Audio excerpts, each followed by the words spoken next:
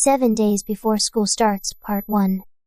3 days have passed, fairly uneventfully. Those 3 days were not wasted idly. It's too tedious to explain each detail, and summarizing them in one sentence wouldn't do justice either. First, the shelter I started with had grown in size. On the second night, as it buckled unexpectedly, I gathered more wood from the forest to reinforce the structure. Rope would have been ideal for binding, but, lacking any, I simply dug into the earth to secure the support beams. Concerned about potential leakage during rain, I sacrificed several articles of clothing to cover the leafy roof, then piled more large leaves on top. This, however, threatened the stability of the support beams, which struggled under the weight, so I installed cross beams to evenly distribute the pressure. As for what to use to tie those supports, in the end, I twisted old clothes into cords to bind them together. I regretted immediately using the clothes this way, pondering if a pawn shop might exchange them for a few silver coins. But then I shook my head. Unless they were adorned with jewels, pawnshops wouldn't bother with such common items. The truly valuable items I had were set aside, safe for future needs. The main problem was the closest pawnshop was in the neighboring city. I dreaded the thought of making it through Akan Island, only to find upon arrival that the money received wasn't enough to fund the trip back. While a carriage Viking would take a full day's journey each way. This wasn't a trip to be taken lightly.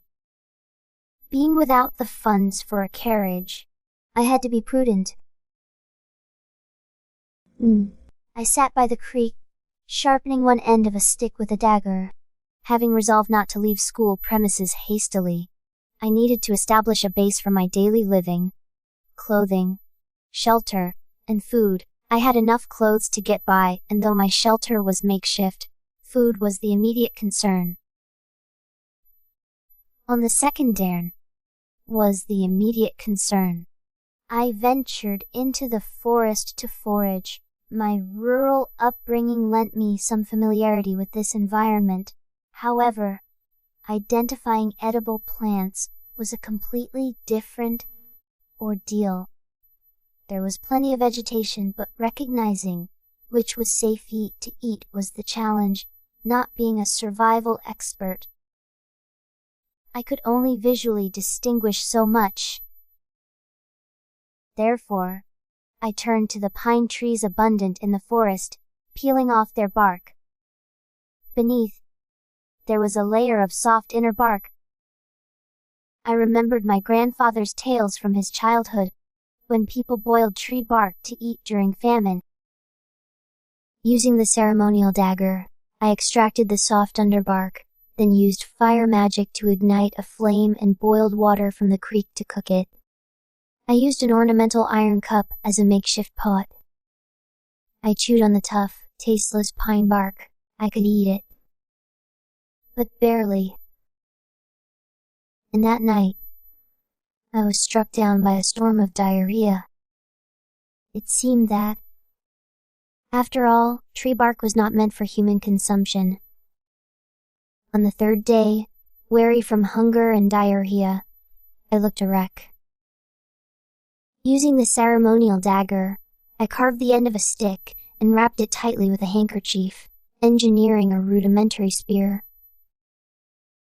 Despite binding it as tight as possible, the handkerchief alone was too loose, so I reinforced it with thin vines I had found during my exploration.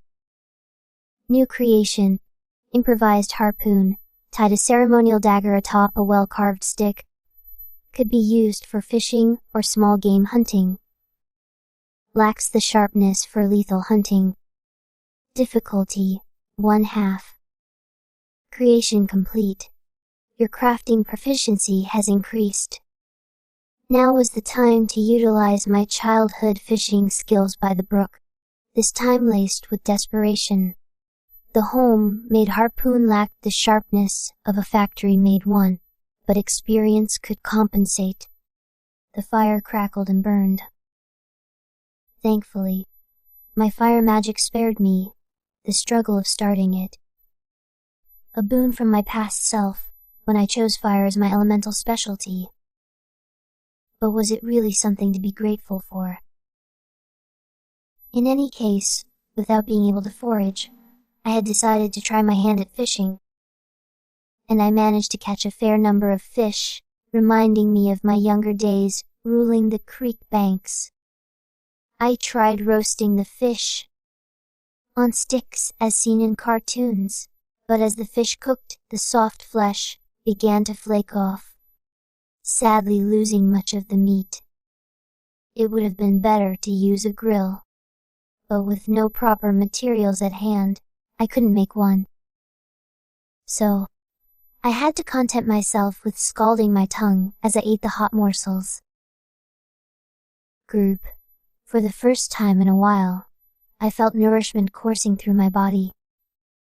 More grateful for satiety than for taste, I picked clean several fish, then washed it all down with gulps of stream water.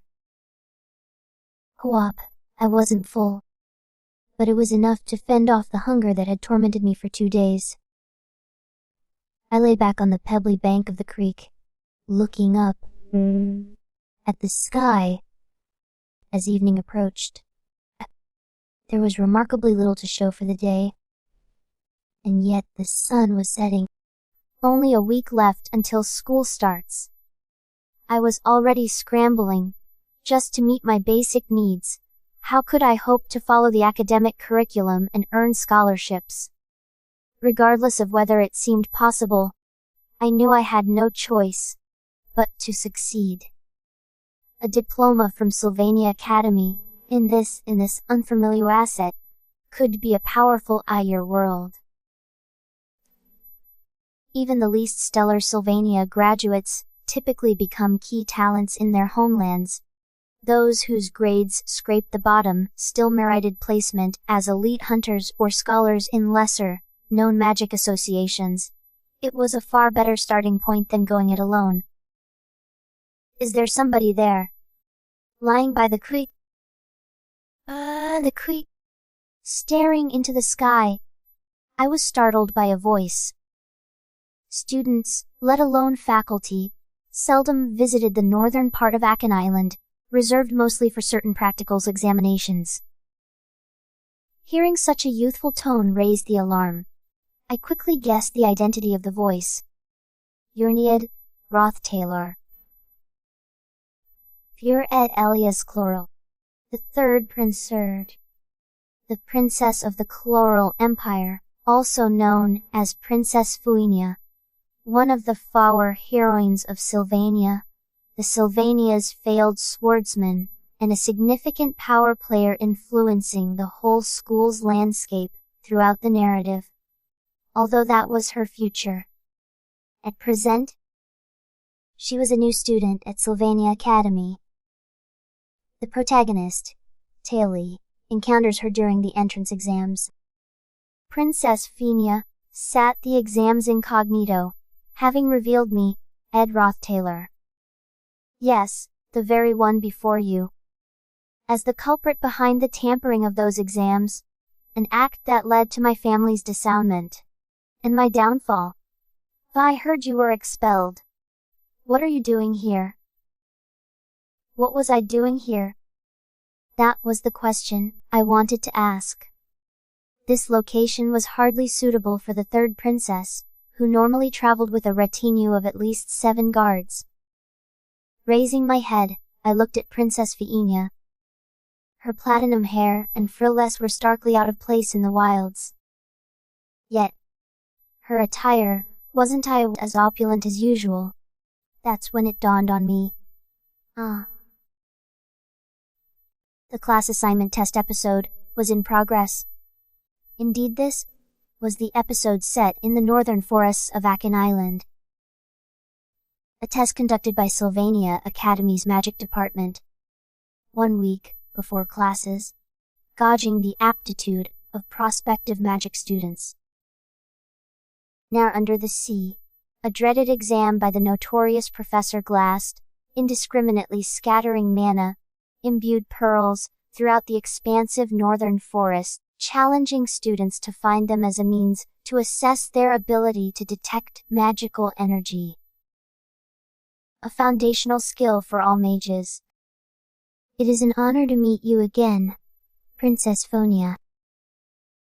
The princess's gaze bore into me with contempt. From my standpoint, it was ridiculous. Not that she would believe anything I said in my defense.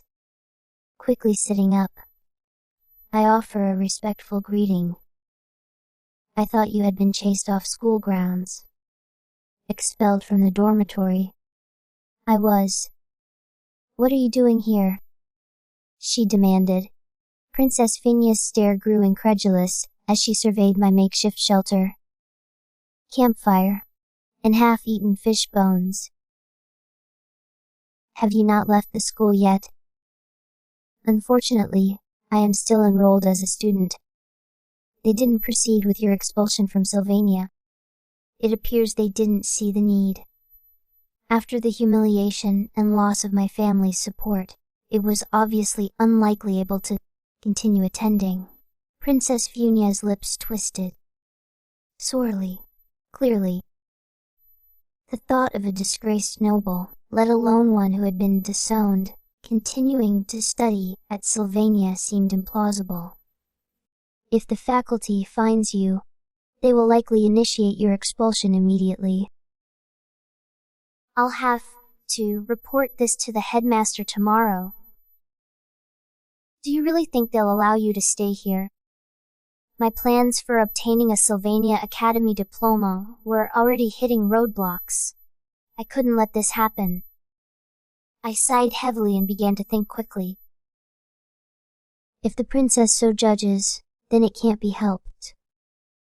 Truly, not only you, Princess Phonia, but most students despise me. I would think the faculty feels similarly. If you're aware of that, why don't you leave on your own accord? Wouldn't leaving with some dignity be better than during a humiliating expulsion? I wish to continue my studies at Sylvania. I can't say I recommend it. Princess Phonia crossed her arms, her eyes brimming with contempt. Leave.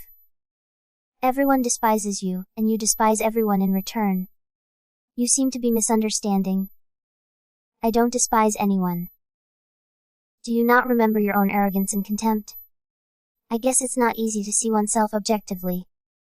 I disagree.